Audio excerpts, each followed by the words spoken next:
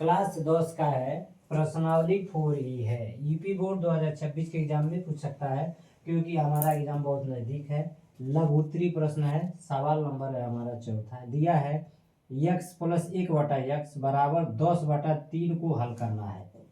यानी उत्तर प्रदेश में पूछ सकता है, यूपी बोर्ड ही है। हम लिखेंगे सॉल्व। हम इस सवाल को हम सॉल्व करते हैं, बहुत बारीकी से स्टेप बाय स्टेप बताएंगे।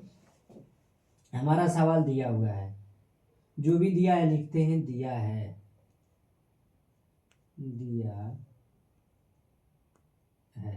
हमारा सवाल दिया हुआ है, यानी यक्स प्लस 1/x बराबर 10/3। ध्यान देंगे, यक्स प्लस 1/x बायां पक्ष है और 10/3 दाहिना पक्ष है। तो हम ध्यान देंगे बायां पक्ष में क्या कमी है। यक्स प्लस 1/x है, यानी अंश बटा हर है, लेकिन यक्स सिर्फ x ही है। तो हम क्या करेंगे, यक्स में अगर हम 1 से भाग देंगे तो बराबर हो जाएगा।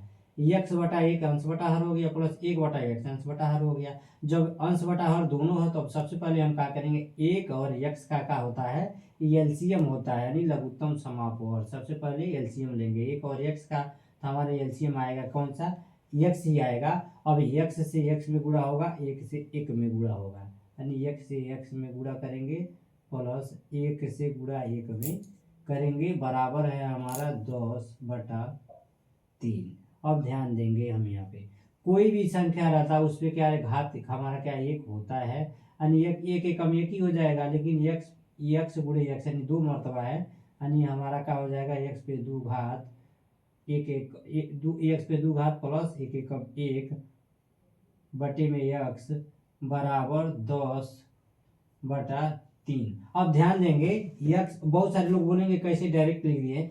x पे 1 घात गुणे x पे 1 घात कैसे ढूंढता है, एक फार्मूला होता है हमारा, क्योंकि फार्मूला होता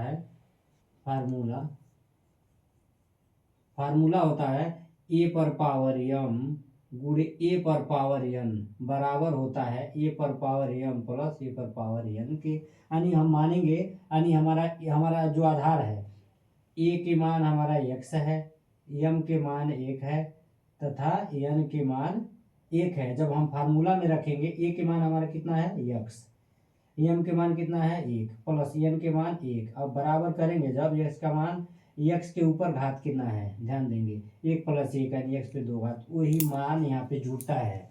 नियम के अनुसार x पे पावर 1 गुणे x पे पावर 1, तब जाके x पे पावर 2 हुआ है। अब ध्यान देंगे, x पे पावर 2 प्लस 1/x बराबर 10/3 है। अंश बटा हर ऐसे जगह पे क्या होता है, तिर्यक गुणा होगा, यानी 3 से गुणा x² प्लस 1 में होगा, 1 से गुणा 10 में होगा, तिर्यक गुणा होगा। इसके क्वेश्चन में हम बंद कर देंगे, यहाँ पे लिखेंगे भी तिर्यक गुणा करने पर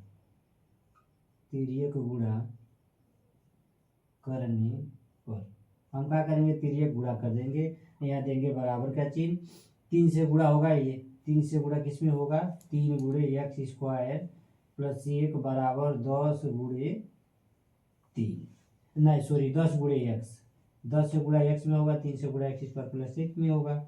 अब 3 से गुणा हो जाएगा तो हो जाएगा 3x² प्लस 3 एकम 3 बराबर 10x।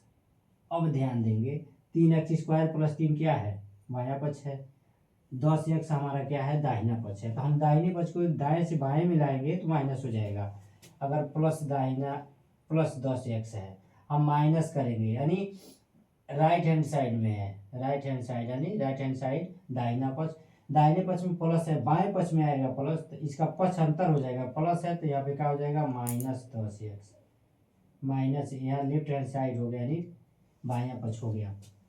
यहाँ पे हम लिखेंगे 3x²। अब 3x² x है तो 10x आएगा, तो 3x² के बगल में आएगा तो -10x प्लस 3 बराबर कितना है 0। ये क्या हो गया, द्विघात समीकरण। हम इनको क्या करेंगे, गुणनखंड विधि से लगाएंगे। द्विघात समीकरण ध्यान देंगे, 3x पे 2 घात यानी द्विघात समीकरण है, 3x पे 2 घात -10x प्लस 3 बराबर 0 है। तो हम द्विघात समीकरण के मानक स्वरूप से इसकी तुलना कर देंगे, ax² plus bx plus c बराबर 0। ध्यान देंगे, x² से x² कट गया, यानी a के मान 3 हो गया, x से x कट गया, b के मान -10 हो गया, c के मान 3 है, ये है। यानी यहाँ पे क्या है, a के मान हमारा कितना दिया हुआ है 3, कामा बी के मान हमारा -10 है तथा सी के मान हमारा कितना है 3। तो चूंकि द्विघात समीकरण है, अगर हम गुणनखंड विधि से हल करेंगे तो गुणनखंड विधि में ही होता है प्रथम संख्या से, यानी प्रथम संख्या ए अंतिम संख्या सी है, प्रथम संख्या गुणे अंतिम संख्या बराबर ए के मान हमारा 3 है, सी के भी मान हमारा 3 है, यानी प्रथम संख्या का मान भी 3 है, अंतिम संख्या का भी मान 3 है, तो 3 तरीका कितना हो जाएगा 9। तो ध्यान देंगे जोड़ने घटाने में -10x होना चाहिए। अब प्रथम संख्या अंतिम संख्या में गुणा करने पे हमारा गुणनफल 9 होना चाहिए। तो हम चूंकि हम ऐसा लिख सकेंगे 9 एकम कितना होता है 9 एकम 9 ही होगा, यानी प्रथम संख्या हमारा 9, अंतिम संख्या यानी दूसरी संख्या 1 है। तो हम चूंकि हम क्या करेंगे -9x में से -x को घटाएंगे तो 9 एकम 9, x का मान 1 होता है, 9 एकम 9। अब -9x में से 9x को घटाएंगे तो घटेगा ही नहीं, क्योंकि आगे बड़ा चिन्ह माइनस है, तो माइनस से माइनस भाग देंगे, गुणा करेंगे तो प्लस हो जाएगा, तो -10x हो जाएगा, यानी हमारा गुणनखंड बराबर है। हम यहाँ पे लिखेंगे 3x पे 2 घात -9x -x प्लस 3 बराबर 0।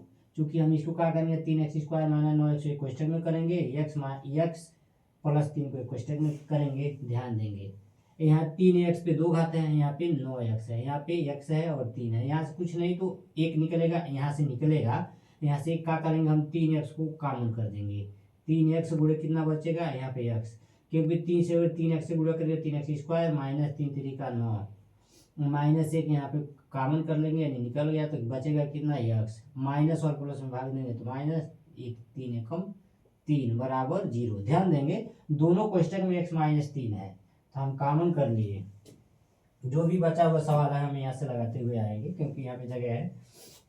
x -3 एक क्वेश्चन में लिखेंगे, गुणे दूसरे क्वेश्चन में 3x -1 बराबर हम 0 लिख देंगे।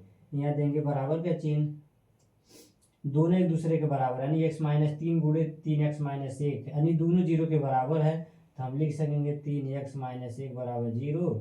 अगर हम -1 को पक्षांतर करेंगे हो जाएगा +1, अब 3 से हम x में भाग दे देंगे तो हो जाएगा 1/3, यानी x का मान 1/3 आ गया, और x -3 लिखा हुआ है, x का मान हमारा 3 आ गया, अतः हम लिखेंगे x का मान हमारा आएगा 3 का 1/3, यही हमारा आंसर हो जाता है।